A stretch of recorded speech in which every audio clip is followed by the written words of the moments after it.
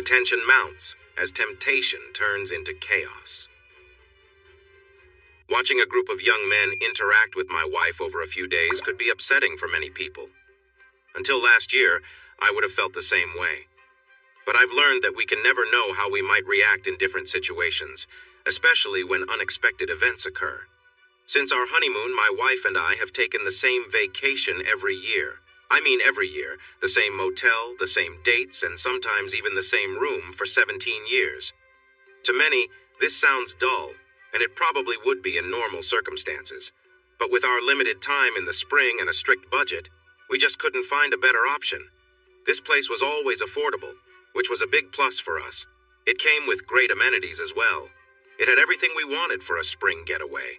A lovely beach, tasty food, quiet surroundings, and all just outside our door. We even got to know the motel owners well. There was nothing we disliked about it. However, after a few years of enjoying our little paradise, we noticed it became more popular with spring break crowds. For those of us just wanting to relax, it felt like a wave of excitement that took over our peaceful spot. Once they found Panama City Beach, it was only a matter of time before they discovered Fort Walton. If you visited Fort Walton Beach in the late 80s or early 90s, you would understand what I mean. It was a nice beach with hardly any spring break visitors. You didn't worry about finding a room. A week's stay cost about $45 per night, and you met people your own age. Sadly, we watched as our quiet retreat changed with the influx of crowds. Even after the spring breakers arrived, we kept coming back. This was our special place, filled with memories we weren't ready to let go of. However, we accepted that if we wanted to keep visiting, we had to adjust. Thankfully, they weren't too rowdy. We were able to enjoy our time there. Last year was different in many ways. We found ourselves surrounded by spring breakers again, which wasn't unusual for late March. But this time, it felt like we were attracting a lot of attention. It didn't take long for them to learn that we were both teachers at a community college in our hometown of Columbus, Ohio. This seemed to be why they were drawn to us. They were really intrigued by the fact that we were just regular people who knew how to enjoy ourselves. I imagined they thought we spent most of our free time coming up with ways to surprise them. At first, most of them kept their distance, treating us like we were in charge or someone important. But after a couple of days, they realized we were just ordinary folks. By the second day, we found that the back porch of our suite was becoming a favorite hangout spot for some of them. Initially, I thought it was mainly because we had a good supply of drinks, but I soon saw that they enjoyed mixing and sharing their drinks with ours. I noticed it often enough to know it worked well for everyone. Most of them were quite friendly, so we decided to go along with it. We also tended to buy more drinks than we needed to avoid multiple trips to the store.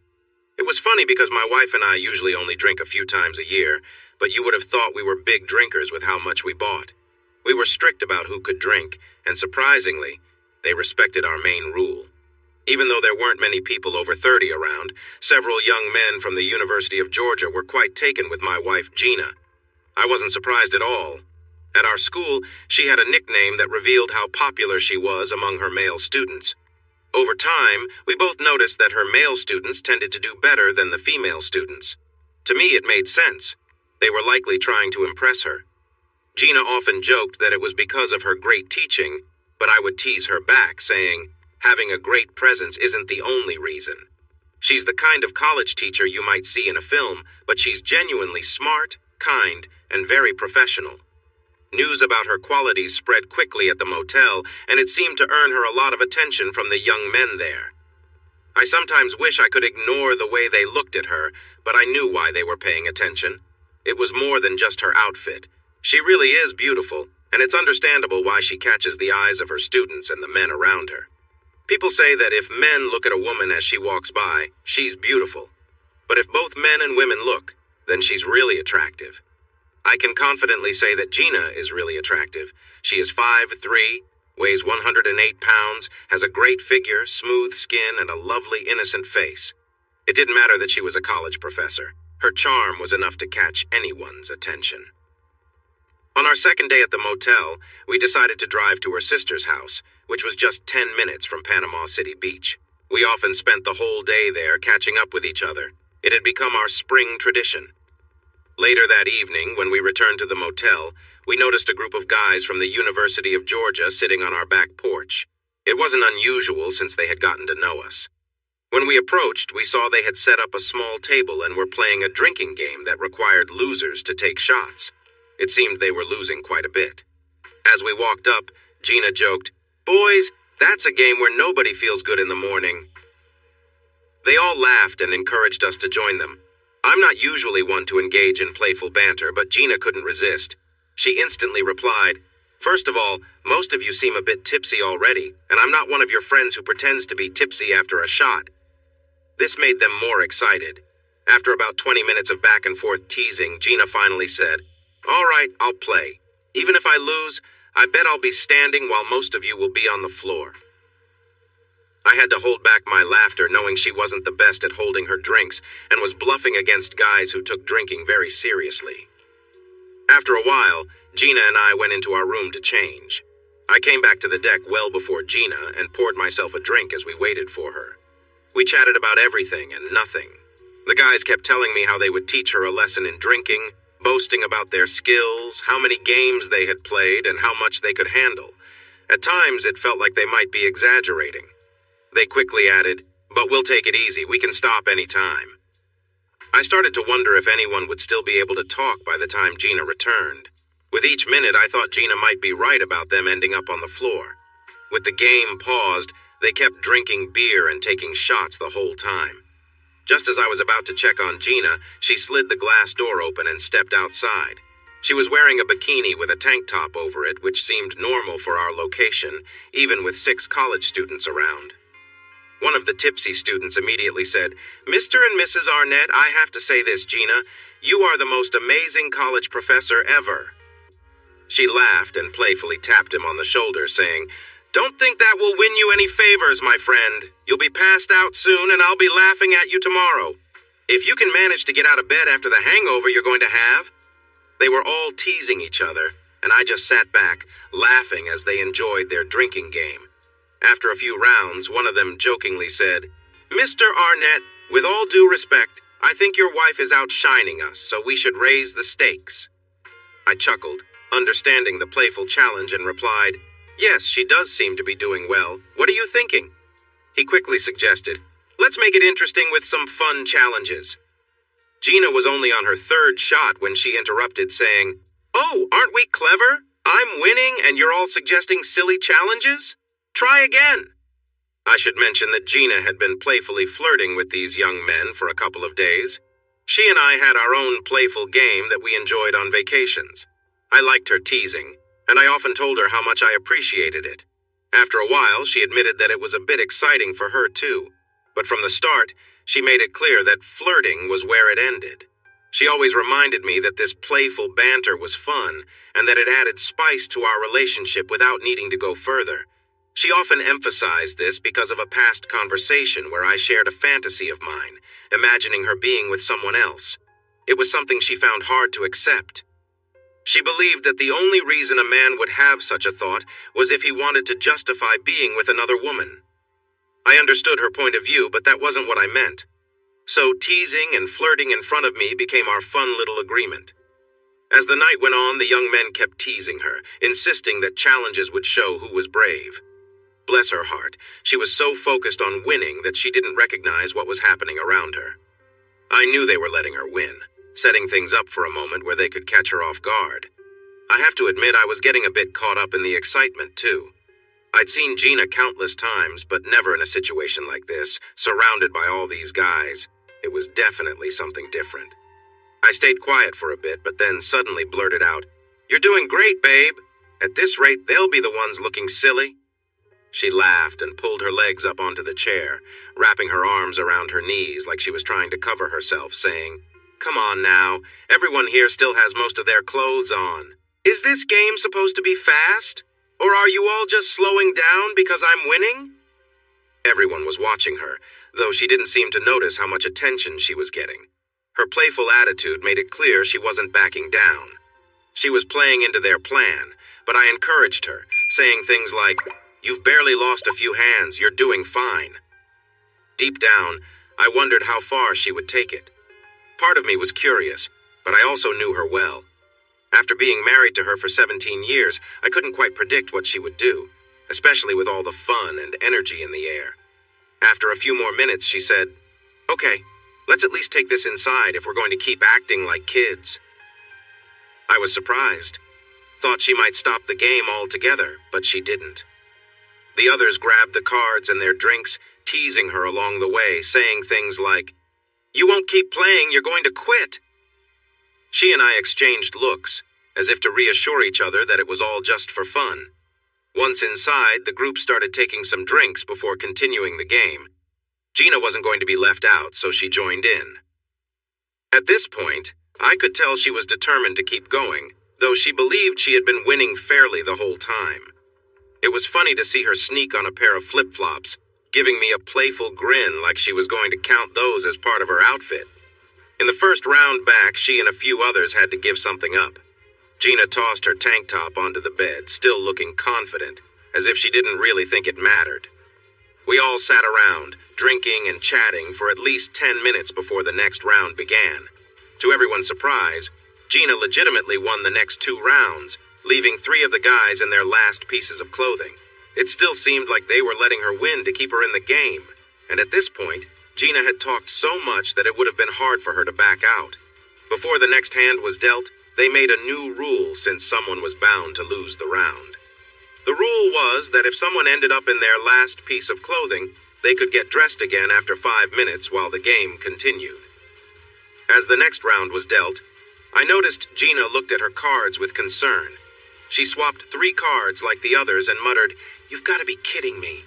The guys started teasing her, saying, "Oh, the big winner didn't get the card she needed?" Gina shot back, "I don't know what you're all laughing at. 2 of you are about to lose everything, and all I'm losing is my flip-flops." They laughed and teased her about not wearing flip-flops when the game started, but eventually, they let her keep them on. As the game went on, there was a lot of playful banter. Gina joined in, teasing the ones who were losing, saying, "Hey, remember, this was your idea. Time to face the consequences." The lighthearted teasing continued for a while, and eventually, a couple of the guys had to admit defeat and removed their last items. Gina looked away for a moment, covering her face with her hand, embarrassed but smiling. She quickly turned back, trying to act like everything was fine. As her husband in this strange situation, I couldn't help but glance around as well. Let's be honest, if you're in a game like this, you're bound to make some comparisons, even if you act like you're not paying attention. One of the guys seemed pretty nervous, while another was clearly trying to stay relaxed. Gina glanced over too, but played it cool, as if everything was completely normal. It briefly crossed my mind that it was larger than mine, but I quickly pushed that thought aside and focused on what was happening.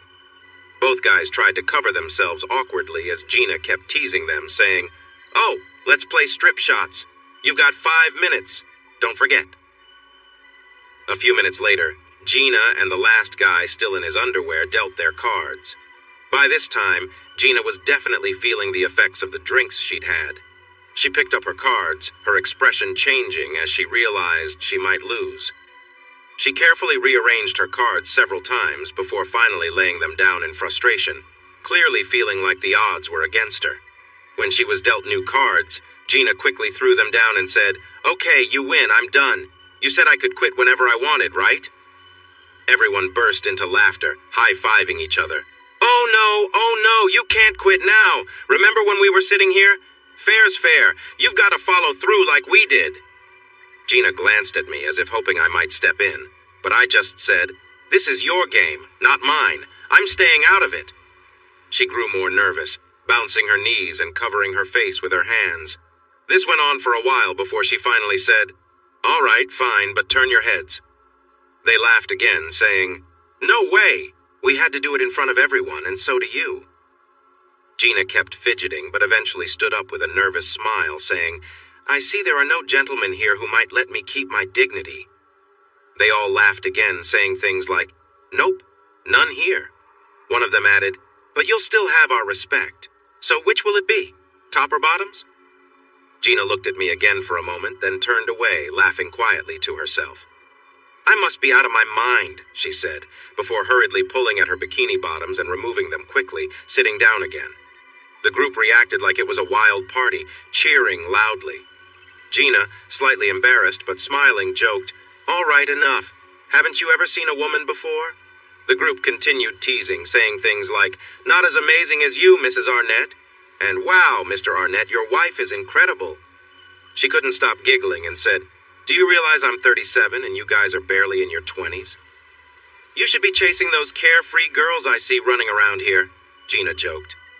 I could tell after her initial embarrassment that she was enjoying the attention and compliments from everyone. They didn't end up finishing the game, but continued sitting around, chatting and teasing each other, not too worried about the time or the 5-minute rule they had set earlier. After a while, Gina asked me to toss her a t-shirt. I grabbed one of mine, hoping it would be long enough, and threw it to her. About an hour later, one of the guys started talking about going out to find a place that was open late, mentioning something about massages and tips. Gina immediately warned them that if they tried driving in their condition, they'd regret it. But they kept talking, not taking her seriously. At one point, I noticed Gina quietly got up and took a set of car keys one of the guys had left on the nightstand, hiding them under a towel by the bathroom. I knew what she was doing, but pretended not to see. Like her, I didn't think they should be driving anywhere given how much they'd been drinking. Eventually, one of the guys said, "Let's stop talking about it and just go." He stood up, putting his shorts and t-shirt back on, and began looking around the room for his keys. Gina mischievously said, "You're not getting the keys," as she jumped onto the bed, pulling her t-shirt down to cover herself. He laughed and asked, "Okay, where did you hide them?" Gina playfully put her hand behind her back, pretending to have the keys. He knelt on the bed beside her, jokingly trying to tickle her to get the keys back. She squirmed and laughed, blocking his hands with her knees, saying, "No, you can't have them. You'll thank me tomorrow. You're too drunk to drive." Watching this playful scene unfold, I couldn't help but join in, eventually blurting out, "I know how you can get the keys." Still laughing and a bit out of breath, the guy asked, "All right, tell me, what's the secret? She's stronger than I thought." A lot of my reply was probably influenced by the drinks we'd had. As I said, "You're just not looking in the right spots." He chuckled, still trying to tickle her, saying, "I can't get to her hand, she's really strong." Gina, laughing and a little surprised, said, "Oh, nice, Scott. Telling him to try harder." "Do you really want to see them drive like this?" Gina asked. I finished my drink and replied jokingly, "No, I just wanted to see him try and get the keys." It was clear that my comment annoyed her a bit, and I knew she had had quite a bit to drink. After staring at me for a moment, Gina, clearly trying to prove a point, grabbed his hand and placed it on her shoulder, asking sarcastically, "How's that, honey? He still doesn't have the keys." Most of the group began laughing awkwardly, putting their shorts back on and gathering their things. One of them, chuckling as he headed for the door, said, "Well, if you get the keys, come find us in the room." The guy who stayed behind, Brian, laughed and said to his friend Stan, who was still nervously sitting there, "Pretty sure the keys aren't on her shoulder, man. You should probably keep looking somewhere else." Now, if you know Gina, you'll know she never backs down from a challenge. It's like a switch in her brain flips, and she won't quit. In the past, I might have played along, knowing that in situations like this, she usually counted on me to eventually step in and end it. But tonight, with the amount of alcohol she'd had, that determination was only amplified. She could be as stubborn as ever when proving a point. What Gina didn't expect, though, was that I was fine letting things continue a little longer. I was curious to see where things would go, though I knew there were boundaries neither of us would cross. Still, the playful teasing and energy in the room had my mind racing. In moments like these, my imagination would sometimes get the best of me, but I always knew that nothing serious would come of it. It was just light-hearted fun, and if anything, things would end when Gina decided she'd had enough. As she seemed to expect me to step in, I surprised her by walking over to the bed. I moved around to the other side where the guy was sitting and leaned in toward her, keeping things light. "All right," I said playfully, as I gently took her hands and pulled them back toward the bed, pinning them down in a joking manner. "Let's see where those keys are hiding." She quickly said, "All right, see? I don't have your keys." Her tone was a mix of surprise and, "Okay, the joke's over." I gently held her arms down and leaned in to give her a light kiss, asking, "Where are the keys?" I already knew where they were, but she didn't realize that. She raised her eyebrows and said, "Both of you need to let me go. I'm not telling—" While she was speaking, I playfully held her arms between my legs, securing them. I was teasing, not meaning anything serious, just continuing the light-hearted atmosphere of the moment. She grew more serious and said, "Scott, come on. Enough. You've had too much to drink." Her tone was still light, but it was clear she wanted the situation to stop. I leaned over and kissed her again, trying to ease the tension. As we kissed, she mumbled, "Scott, what are you doing?" At that point, I realized it was time to stop, so I let go of her arms. I pulled away, and the playful mood began to shift back to normal. The moment had gone a little too far, and I knew it was best to calm things down. The guy who had been tickling her earlier had also backed off, realizing things were getting a bit uncomfortable. He moved down toward the edge of the bed, still trying to keep things lighthearted. At this point, I knew Gina wasn't okay with what was happening, and she made it clear with a firm look in her eyes. She told me, "You need to stop, Scott. Let's not do something we'll regret." Her words brought everything into focus for me. I realized how important it was to respect her boundaries, especially in this situation. The playful teasing had gone too far, and it was time to bring the fun to an end. Everyone in the room took a step back, and the atmosphere slowly shifted back to something more relaxed. We all laughed awkwardly and moved on, knowing we had pushed the limits but stopped before any real harm was done. Gina flinched for a moment, reacting to the situation. Sensing her discomfort, the guy quickly pulled back, unsure of what to do next. He hesitated, realizing that the moment had shifted. I could tell Gina was feeling unsure, and I tried to guide the situation back to a calmer place. I placed my hand gently on her legs, signaling her to relax. The guy, noticing the change in mood, placed his hands lightly on her knees, but we were all aware that things had gone too far. Gina, still clear-headed, spoke softly, "Let's keep things under control." Her voice was calm but firm, indicating that she was drawing a line.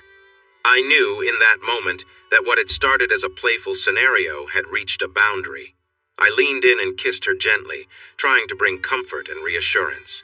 As I did, I could feel her gradually start to relax, though the tension from earlier still lingered. Slowly, her posture eased, and we both knew that it was time to stop and bring the evening back to something more normal. The intensity of the moment had passed, and though we had ventured into unexpected territory, we both realized it was best not to continue. I kissed her again, softly, trying to reassure her that everything was okay.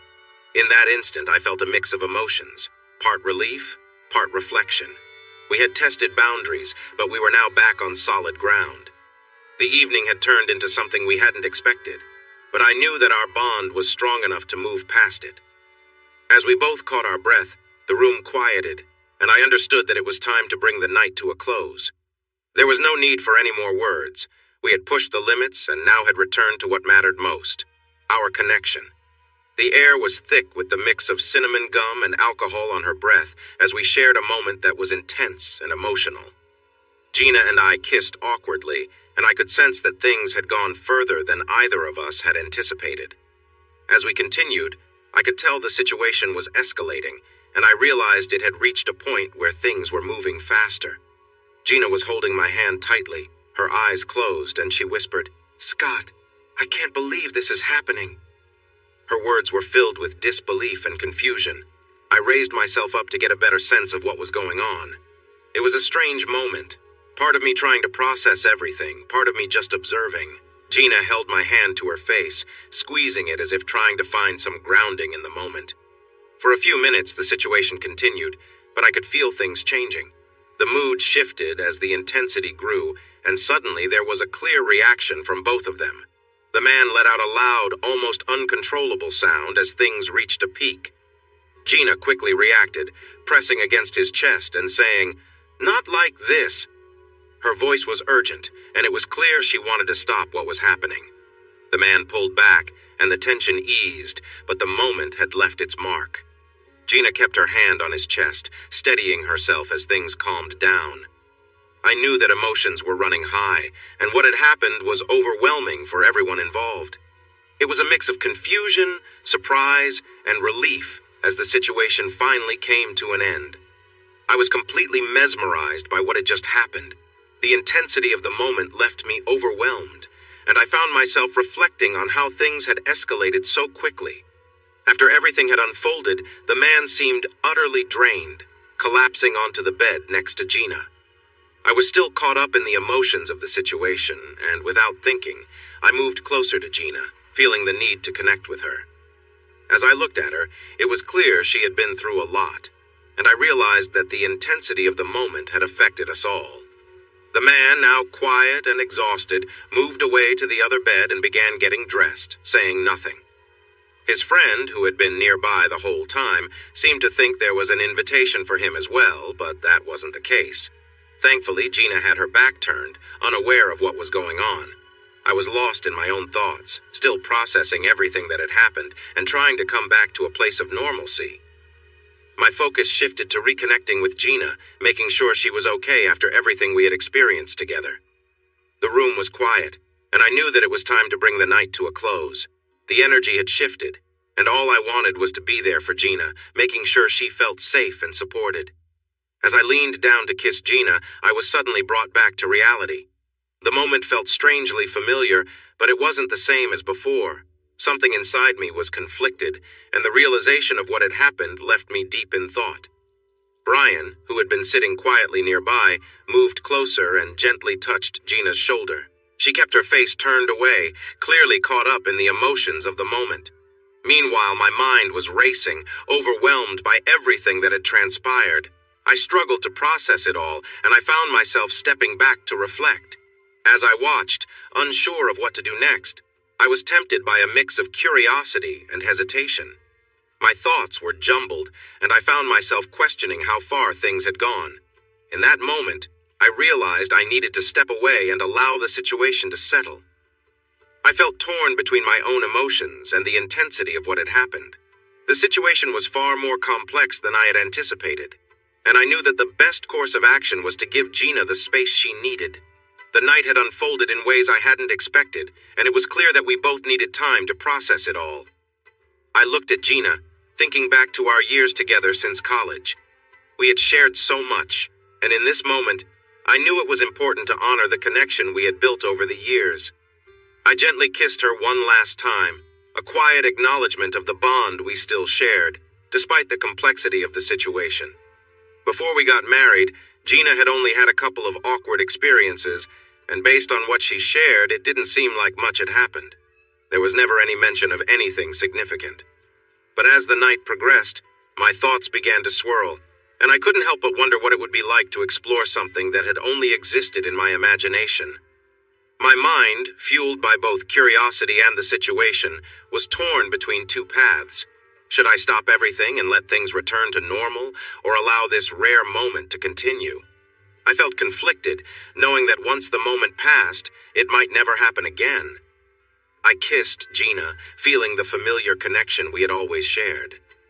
But then, something shifted. I stopped and took a step back, unsure if I should continue down this road. It was a moment of intense reflection, where every decision felt like it could change everything. We held each other closely, our kiss deepening. For a few moments, nothing else seemed to matter, but in the back of my mind, the question of what might happen next lingered.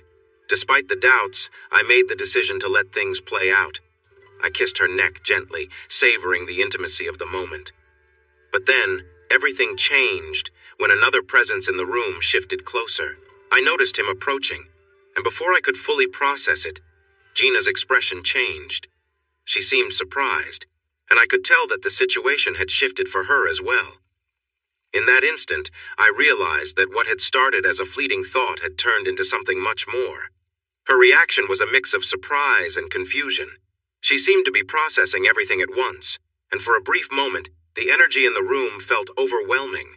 I could see her trying to make sense of it all, and it became clear that this wasn't something she had anticipated. As things continued, Gina's body language reflected both uncertainty and an attempt to regain control. She moved, adjusting to the situation, but I could tell from the way she reacted that this wasn't what she had expected. The moment was a strange mixture of tension and realization, and I knew that nothing would be quite the same afterward. In the end, as I reflected on everything, I realized that the night had taken a turn none of us had planned for. It became clear that the experience had been different for everyone involved, and it left us all with a lot to think about. The situation had taken a turn that none of us expected, and it felt overwhelming. Before I could fully process what was happening, everything escalated quickly. Brian, clearly caught up in the moment, reacted intensely, but it was all so brief. The energy in the room was chaotic as emotions ran high, and it became clear that things had gone further than anyone anticipated. As Brian's reactions became more intense, Gina also responded, her body tensing as she adjusted to the situation. The entire room was filled with a rush of emotion and confusion. For a moment, everything felt surreal, as if it were happening outside of reality. The intensity of the moment was overwhelming, and none of us seemed to know exactly what to do. Brian, seemingly lost in the experience, was fully caught up in the moment. His actions were instinctive, driven by the whirlwind of emotions that filled the room. Gina, reacting to everything happening around her, seemed torn between confusion and trying to regain control of the situation. I stood by, watching as things unfolded, my mind racing as I struggled to comprehend what was happening. In that instant, I wished for it all to stop, hoping for some sense of normalcy to return. But the moment had already taken on a life of its own, and all I could do was witness it. The emotions swirling through the room were impossible to describe. It was unlike anything I had ever experienced before. I felt like an observer, watching from a distance as Gina and Brian reacted to each other. At that point, it was clear that the situation had spiraled far beyond what anyone had imagined. As everything began to settle, Brian seemed to realize what had happened, and he suddenly looked apologetic. "I'm sorry," he muttered, as if he had crossed a line. Gina and I both quickly reassured him, saying, "It's okay, relax." The tension in the room began to lift, and it was clear that Brian had been overwhelmed by the whole experience. As the reality of the situation set in, I could tell Brian was struggling to make sense of it all. He likely hadn't expected things to go this far, and was now grappling with the aftermath. For someone who probably had never done anything this intense, it was clear that he felt uneasy about what had just taken place. We quickly reassured him, telling him everything was fine and that it had just happened. Gina surprised me when she calmly said, "You're not in trouble. You're 21 and I'm 37. We're both adults, and everything that happened was with consent, so don't worry." After hearing that, he seemed to calm down and sat back on the bed.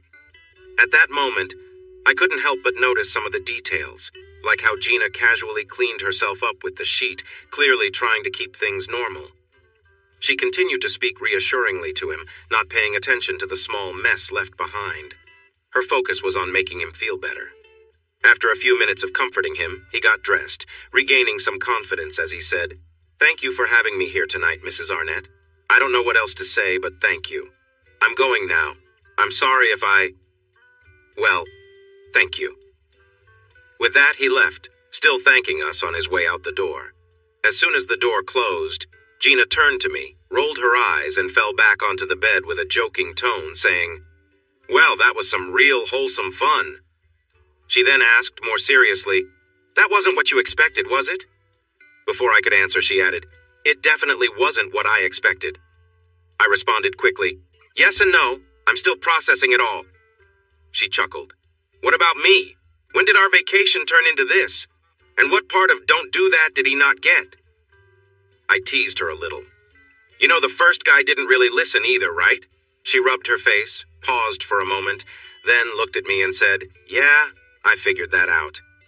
Out of curiosity, and not entirely thinking clearly myself, I asked, "How did you know?" She hesitated, putting her hair behind her ears, then chuckled, "Come on, Scott, you know what happened." Still curious, I asked again, "But how did you know?" With a small smile, she looked at me and said, "Okay, fine. One moment he was tense, and the next I felt it. It's hard to describe, but it was like if something shifted suddenly. That's the best way I can explain it." "Okay?" She kept looking at me, and then she smiled widely and said, "Wow, I can't believe you really liked that. Why would a man want to see his wife with someone else?" I didn't really know how to answer. I just said, I have no idea. I guess some men do, and I found out I'm one of them. She shook her head with a smile, stood up, and grabbed her pajamas from the dresser. She told me she was going to take a shower and that I shouldn't think we would do that again. She said it made her feel strange, and she wanted to just wash up and go to bed. I respected her wish because I was worried that if I pushed it, she might never want to talk about it again. I didn't want to end up explaining things to a lawyer. This was new for both of us. We were still trying to understand it. I thought we were lucky she didn't get really upset and cut our vacation short. I kept thinking, what woman wouldn't want to try something new if her husband was okay with it? But I knew that bringing it up again was not a good idea. Later on, she came to bed acting like nothing had happened. I curled up next to her, thinking that any attempt to change the mood might lead to her telling me off. She didn't say anything as she climbed into bed. Her expression said it all as she came out of the bathroom, like she was thinking, I just had a strange experience and my husband wanted it. That wasn't in our vows. During the night, I couldn't stop thinking about it, trying to be quiet so I wouldn't wake her, still unsure how she would feel in the morning. When we woke up, it was like any other day. We started our morning by the pool around 11:30 a.m. Neither of us mentioned what had happened. We both seemed to want to ignore it. We were the first ones outside, enjoying a peaceful moment with the ocean breeze and holding hands while chatting casually. As the sun got stronger and more people came out, we started having some drinks. We thought maybe drinking would help us feel better after everything that had happened. After a few trips back to grab more drinks, she said, If I find out they told anyone else and I'm seen as the easy target, we're leaving. That was the first time she brought it up, but I knew it was something we needed to talk about. I replied without much thought. They'd be smart not to say anything considering what happened. They were both shaken up by the situation, so I wouldn't worry about it. Gina responded, We'll see, but I'm serious. Around 2:00 p.m., one of the guys came out of his room and walked over to the pool. He saw us and moved a lounge chair beside us. In a quiet voice, he said, I'm really sorry if things got out of hand last night. I talked to Stan, and we both want to keep this private if possible. After thinking it over, it felt like we were forcing the situation, and that made us uncomfortable. I could see the relief on Gina's face. She had been worried they might tell everyone, and I had thought the same. She quickly reassured him, Don't worry about what happened, it's all fine. I agree with keeping it quiet, and I appreciate you telling us that. She gave him a quick hug and thanked him again. Later in the afternoon, the other guy came by with a similar message. After hearing from both of them, Gina started to relax and enjoy the vacation again. We spent hours talking and drinking by the pool. At one point, Gina said, We're planning to go out for some crab legs at the crab shack later. You guys should come with us. Her tone showed that she was relieved and happy they hadn't shared anything about the previous night. They both enthusiastically replied, Oh, absolutely. We've been there before and it's worth it. We kept enjoying the sun and taking dips in the pool until around 6:00 p.m. when Gina said, Okay, I'm done with the sun. If we're doing this, we need to get ready. Come to our room by 7:00 p.m. and we'll head out together. I could tell she was still relieved that everything was staying private. They thanked us again for being so cool about everything and agreed to meet us at 7:00 sharp. Back in the room after about 30 minutes, I watched Gina as she moved around in a towel after her quick shower, polishing her toenails and getting ready. Her energy was lighthearted and happy, and I could tell she was feeling much more at ease. By around 6:30 p.m., she still wasn't quite ready, so I decided to make us some drinks while we waited. It seemed like it was going to be a while. I intentionally made her drink very strong, thinking if there was any chance for something amazing to happen, I had to pull out all the stops. She made a funny face after taking a sip and asked, What did you make me? Is there any juice in this at all? We had enjoyed mixed drinks all day, but the ones I was making now were almost all alcohol. Looking back, I realized that relying on alcohol isn't a good idea. Still, I told myself it wouldn't be possible without it. I'm sure many people have found themselves in similar situations. The guys called us about 10 minutes before they were due, saying they were late because one of them had the credit card. They promised to arrive by 7:30 p.m. and asked us to wait. We said we would, but Gina wanted them to hurry since she was ready. They finally knocked on the door just before their time and seemed a bit out of breath, like they had rushed to get there. Gina was in the bathroom when they arrived, getting ready, but she heard them come in. As soon as they saw me with my drink, they asked, "Could we have one of those? Everyone with us has finished what we brought." I told them they could help themselves. Gina had gone back into the bathroom, busy with her nail polish. She was very particular about matching colors and said several times, "Hang in there, I'll be quick." I knew that meant she'd take at most 10 minutes. The guys were already in high spirits, and I let them enjoy more of our drinks, which they did. At one point, Stan mixed a drink and reached his arm through the closed bathroom door, saying, "Here, I heard that polishing your nails can be stressful. You might need a drink." They both laughed and said, "What a gentleman, now go." It felt like everyone, including those young men, was trying to forget the previous night, or at least pretend it never happened. Gina came out a couple of times to grab more nail polish, making playful faces as if to say, "I need my perfect color." When she finally stepped out in her beautiful dress that fit just right, everyone fell silent. She looked amazing. There was no doubt in my mind that the guys were impressed by Gina's charm and beauty. They both seemed drawn to her, especially after the events of the previous day. What I thought would be a quick 10 minutes of Gina touching up her nail polish turned into closer to 40 minutes, especially since she ended up talking to her mother on the phone. At one point, while still on the call, Gina said, "I'm out. Bring me another." The two guys nearly tripped over themselves trying to get her another drink, each spilling part of theirs in the process, one as he reached the bathroom and the other as he handed it over at the door. When Gina finally came out after her phone call, she was in high spirits, smiling and bubbly. She joked, "Oh, I see you hogs forgot about me and started drinking without me." Once again, the guys hurried to make her a fresh drink, and she shot me a playful smile, as if she had two helpers at her beck and call. One of them then suggested, "We should wait until around 10 o'clock p.m. to go, because before that, it's too crowded and you'll be elbow to elbow with people." Gina looked a little disappointed, but agreed. "We should slow down or we'll be crawling into that place," she laughed, taking a big sip of her drink. We all teased her back, saying she should take her own advice.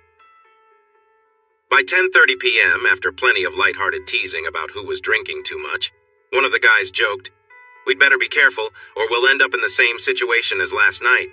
Gina, mid-sip, responded, "You realize that's not happening again, right, Scott?"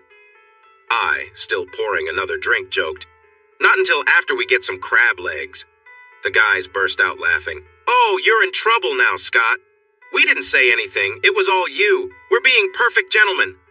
Gina smiled and said, "Let's just go already," with a playful grin. We all finished our drinks, and as she passed me on her way to the door, I pulled her close for a kiss. She smiled and kissed me back for a moment before pulling away, saying, "All right, let's go." I pulled her in for another quick kiss as Stan held the door open. Gina giggled, trying to head towards the door, murmuring, "Come on, let's go." As we moved toward the door, Stan leaned against it, holding it open, and playfully tugged on the back of her dress, surprising both of us. I had my hands on her hips when Stan, standing nearby, reached out playfully. I noticed it out of the corner of my eye and immediately shifted my focus. We stood there for a moment, and Gina, trying to keep things light, laughed and asked, "Are we leaving yet?" We finally left the room, but I couldn't resist giving her a few quick kisses as we walked. She smiled at me as if to say, "Not going to happen." Meanwhile, Stan continued to playfully tease her by gently pulling at the back of her dress as we made our way toward the car. Just before we reached the foyer that led to the parking lot, I pulled Gina aside into a small nook where the vending machines were. Stan was still with us, being playful. Once inside the nook, Gina suddenly became more serious and said, "Scott, not now." She added, "Maybe later, we'll see." I could tell she was ready to keep moving, but the situation still felt a bit playful. As we lingered in the nook, the environment was anything but romantic. Fluorescent lights flickered above us, and the faint smell of suntan lotion and old spills filled the air. It was one of those odd moments that sticks in your memory because of how surreal it felt. As things began to calm down, Gina's mood shifted again, and she stood up, straightened herself, and said, "Let's at least get back to the room." Her tone was firm, and I knew she was ready to head out. Stan seemed to understand, and we all followed her out of the nook. As we walked down the hallway, Gina turned back and with a hint of sarcasm asked, "Are you two coming, or are we staying out here in the middle of the street? When we got back to the room, there was a quiet pause, and Gina simply took off her sundress and pulled Stan onto the bed. They both moved quickly, and as they kissed, Gina helped guide him as they got comfortable. She adjusted herself, lying back, and everything seemed to unfold naturally between them. It was in that moment that I realized how much trust there was between us, and how unexpected this situation had become. Watching from the side, I couldn't help but feel a mix of emotions, realizing how much things had shifted from the way I had always imagined them. It was something beyond anything I had thought before. As the two continued, I poured myself a drink, feeling both nervous and excited. Suddenly, Brian, who had been nearby, began undressing as well. At first, I wasn't sure what to think, but I decided to let things continue. I had no idea how far things would go, but I trusted Gina to decide when enough was enough. Brian knelt beside the bed, focusing on Gina, while she stayed close to Stan. I watched, still processing everything, but knowing that we had crossed into new territory. I sat down in a chair and watched as the energy in the room shifted. Everyone seemed to be in sync with each other. The connection was evident, but I could tell Gina was still in control, making decisions for herself, and guiding the situation where she felt comfortable. At one point, Gina glanced at me, and I saw a smile and a sense of understanding in her eyes. It was clear that she knew how I felt, and she was still the one in charge of what was happening. Her confidence reassured me, and I could tell she was aware of everything going on. The night continued, and it was clear that we had entered a new chapter. Everyone was respectful, and I felt grateful for the trust that existed between us all. The line between fantasy and reality had blurred, but there was a shared understanding that made it feel right. As Gina gasped, I could see the intensity of the moment between everyone. She turned her focus back to Brian, and he responded by gently moving closer to her. The room was filled with a quiet energy, and everything seemed to unfold naturally as they connected. After a few minutes, I noticed Stan's movements becoming more tense, indicating that things were reaching their peak for him. He pressed against Gina with a deep focus, clearly lost in the moment. Gina, reacting to the shift in energy, adjusted herself as well, leaning back into the mattress. Watching this scene, I couldn't help but feel a mix of emotions. It was clear that the trust and connection between everyone allowed things to flow, even if it was unexpected. The room was filled with quiet tension, yet a sense of calm washed over everything.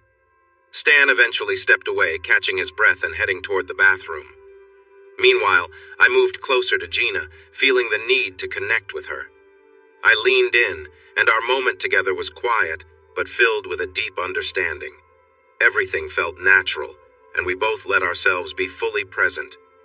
Brian, still nearby, was also caught up in the moment.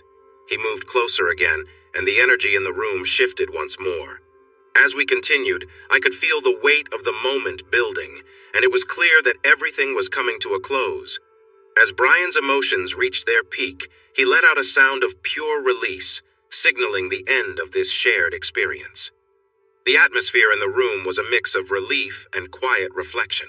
We all took a moment to breathe and process what had happened, knowing that it was a unique experience none of us had expected. I could see that Gina was gently guiding him, making sure things didn't go too far. The atmosphere was tense, but everyone seemed to understand the boundaries. After a few moments, there was a sense of relief in the room as the intensity began to ease. Once things started to calm down, Gina composed herself and let out a deep breath, signaling that the moment was over. Everyone took a step back, and the air in the room shifted. The connection between us all was clear, but we were careful to respect each other's space. I felt a surge of emotions, still processing everything that had just happened. The shared experience had been intense, and I was caught up in the rush of feelings that came with it. I knew that I had just experienced something incredibly powerful, and the bond between us all had deepened in a way I hadn't anticipated. After a few minutes, Gina smiled and made a light-hearted comment, breaking the tension. It was clear that she was aware of how impactful the moment had been for everyone. We all sat together for a while, talking casually about various topics, as if trying to normalize the situation. Even though we were discussing random things, the events of the night were still fresh in our minds.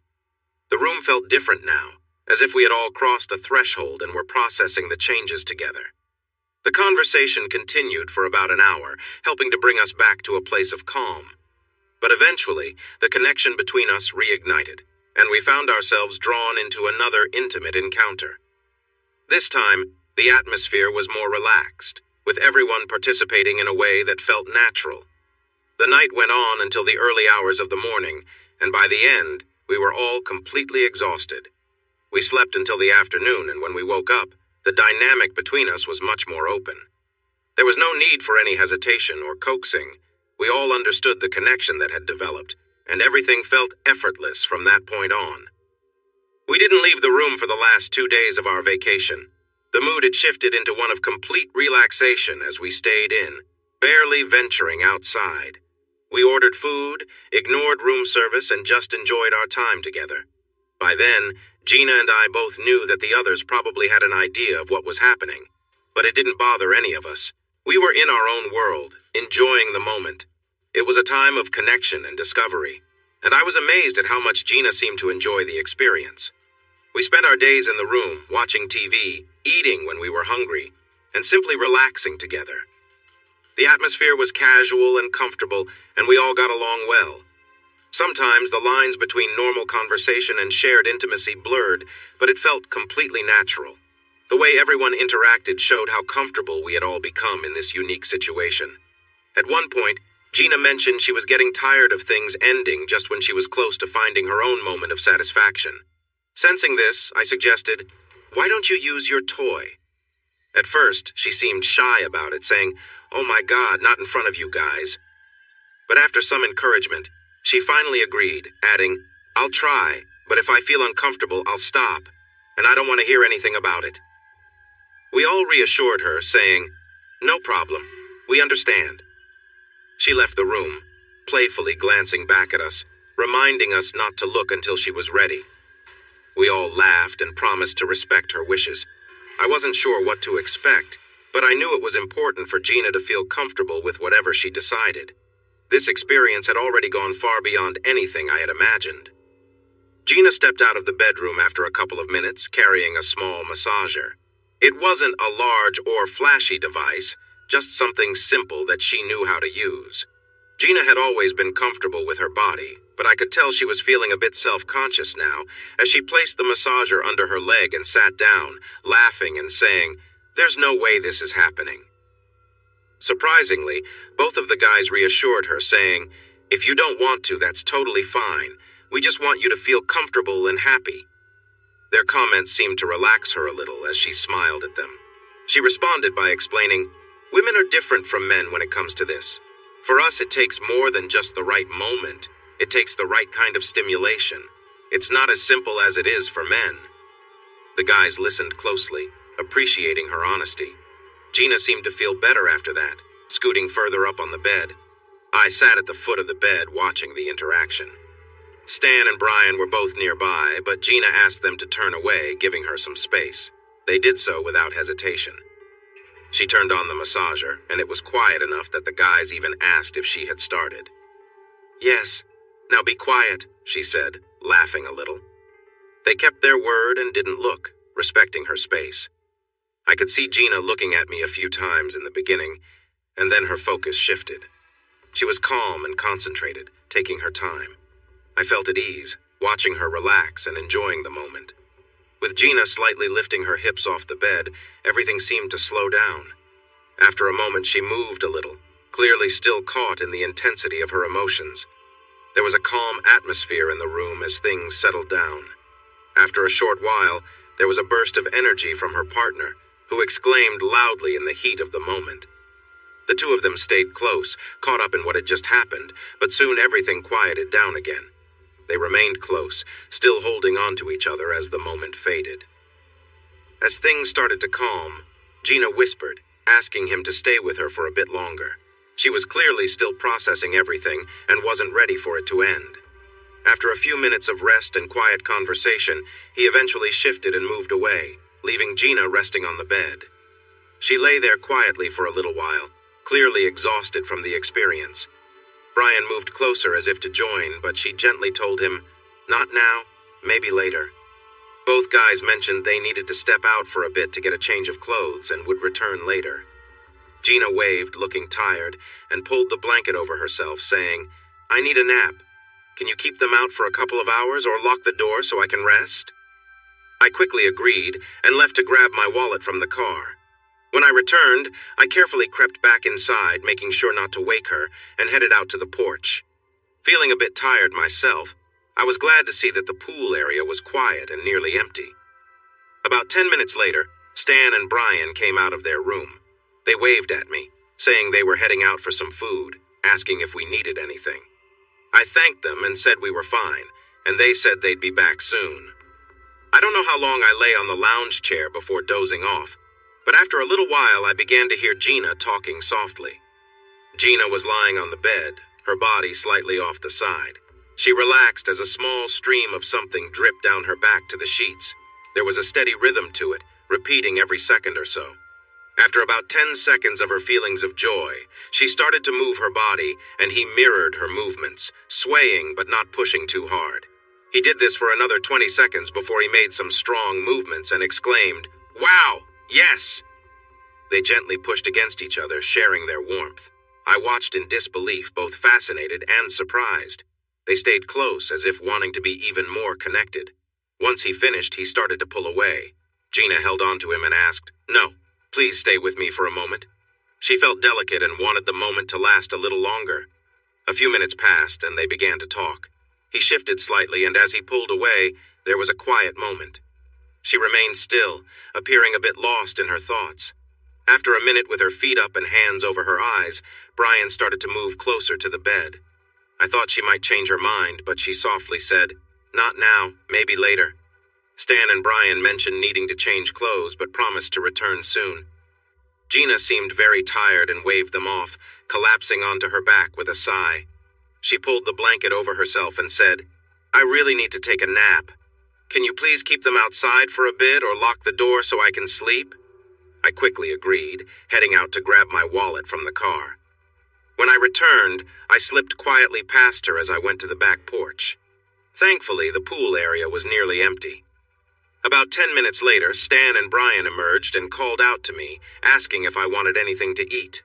I declined, and they waved goodbye, promising to return. I'm not sure how long I lay there before dozing off in the lounge chair. Perhaps it was 10 minutes before I heard Gina speaking softly. The sliding glass door to the porch from the living room of our suite was difficult to close completely. Often, if I was in a hurry or just feeling lazy, it would stay open by an inch or two. I wasn't sure if Gina was talking in her sleep or not, but I heard something and got up from my chair. I walked over to the gap in the door and noticed one of Stan and Brian's friends lying beside Gina. He had his back to me, and I couldn't immediately tell what was going on. After everything that had happened over the past few days, I had become used to unusual moments like this. However, this time I thought I might quietly observe without making my presence known. The idea of watching without her knowing gave me a strange sense of curiosity. I left the porch and made my way around the landscaping to the sliding door leading to the bedroom. I carefully opened the door, taking my time to avoid making noise, since the tracks made a lot of sound if the door was opened too quickly. Once inside, I quietly approached the bedroom where I saw Gina. She seemed more tired than anything, clearly not in the mood for anything playful. The man next to her was trying to get her attention, but she was firmly telling him no. It was clear that Gina was in control of the situation, and she continued to insist that he should leave. Despite her refusal, he kept trying, but it seemed harmless enough as she held his hands away. I could tell she wasn't interested and was trying to end it. Just as I thought he would stop, he made a sudden move to push her legs apart, ignoring her protests. Gina's tone shifted as she told him firmly to stop. He continued to push, but Gina was still resisting. It was clear that things were going too far, and I was about to step in when Gina suddenly gave in, possibly to end the situation quickly. She looked towards the sliding glass door, clearly worried that I might walk in. I realized she was trying to get him to stop as quickly as possible, telling him to hurry. It was obvious she didn't want me to walk in on what was happening. After about 30 seconds, she started to move with him, saying over and over, "I want you to be with me." This seemed to push him to respond quickly, and soon he was deeply involved with her. He was quite overwhelmed for a short while, and then she said, "Okay, that's enough. Now go. If you tell anyone about this, I'll say you pushed me, and you'll regret it." Afterward, he apologized many times, realizing he crossed a line. In some ways, he certainly did, but in other ways, it was less clear. I knew for sure that she could have stood up for herself if she had wanted to. I felt a rush of emotions as I watched them. It was surprising and intense in a way I hadn't expected. Later, I never told her I saw it, but she mentioned it to me. She left out many details, and honestly, I couldn't judge her for anything because I had encouraged her to be open from the start. I knew if she found out I had watched, she might have been really angry with me. Eventually, Stan and Brian returned, and we chatted for a while, just enjoying the calm of the evening. But as the night went on, we ended up in a situation that felt strange and wrong. I noticed that Stan had become very taken with Gina. It felt like he had developed feelings for her. I could tell that Gina was also acting differently, and after thinking for a while, I decided it was best to end this unusual situation. I thought about saying it was a once-in-a-lifetime experience, but that we needed to move on. I asked Stan and Brian to leave so Gina and I could have some time together, and they were very understanding. As they left, I saw Gina looking concerned, probably wondering what I was going to say next. I suggested, why don't we get a room for a few more days, just the two of us? No more craziness, just some time together. Let's explore and have some fun. She looked at me, and I could tell she was about to share something important, which I ended up being grateful for. In that moment, Gina helped me realize how out of touch I had become with reality since that wild night when she had put herself in a vulnerable position in front of others during a game.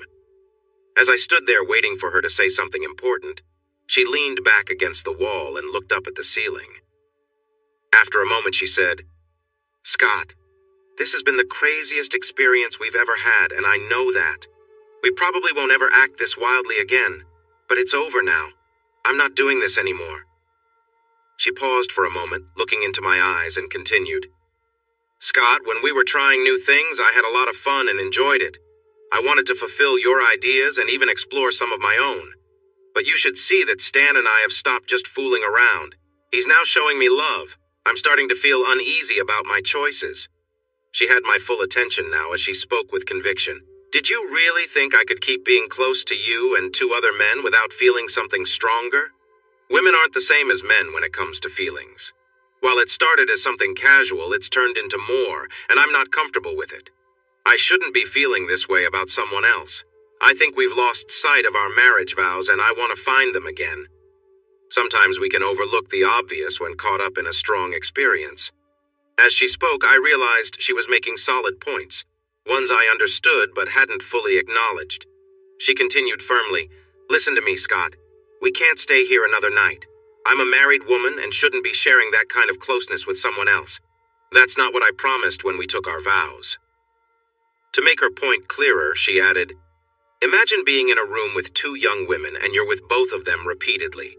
Beyond the fun, you might start to develop feelings for one of them, and that's not how married people should act. I don't like the feelings I've been having recently." Feeling embarrassed and regretful, I walked over and hugged her tightly, apologizing for everything. We held each other for what felt like a long time. I told her how much I loved her, and kept saying sorry for pushing things without considering her feelings. The truth of her words hit me hard. I'm sure things would have been different if we hadn't continued down that path. Many times I saw them holding each other closely and sharing passionate kisses. At first it seemed casual, just a moment that ended once it was over. But looking back, I realize it became more than just a simple connection between her and Stan. When she shared her feelings, it was like a light turned on for me. I think I was just not paying attention, choosing to keep going instead of facing the truth. But it was clear, and she was right. Gina then said she was going to take a shower, and off she went. A little while later, she came out and started packing our things. In no time, we were back in the car, heading home. She was so tired that she curled up in the passenger seat and fell asleep immediately. She slept for 6 hours straight, hardly moving at all. I was also drained, barely able to keep my eyes open while driving, but I pushed on, thinking that if I could just get us home, everything would feel normal again. It took a long time to get back home, but after what felt like a mountain of coffee, we finally made it. I thought it might be a while before we were close again after everything that happened during our vacation, but just a few hours after getting home, we brushed against each other in the hallway and suddenly found ourselves in the moment, embracing and losing ourselves right there. It was a wild rush of connection, something we hadn't felt like that in our home before. While some people might say they've experienced thrilling adventures like skydiving or racing a sports car, I doubt they've felt what Gina and I did on last year's vacation. Since then, we've talked about that trip many times. The funny thing is that we never get very far into the conversation before finding ourselves wrapped up in each other again. We've thought about trying something similar on our next vacation, but whenever the topic comes up, it seems to lead us back to each other. We always manage to remind ourselves that it was a one-time experience, a rare moment that came together. Our marriage means a lot to us, and we wish to keep it that way. We often ask ourselves why we would risk anything else. Sure, we talk a good game, but deep down we both know that the memory of that experience will always be with us. Sooner or later we might find ourselves in that situation again, and I worry that we may not be able to resist it. Thanks for watching this video. Don't forget to subscribe to Infidelity Plus to stay updated with more captivating tales of infidelity and payback. Turn on notifications so you're the first to see our latest content.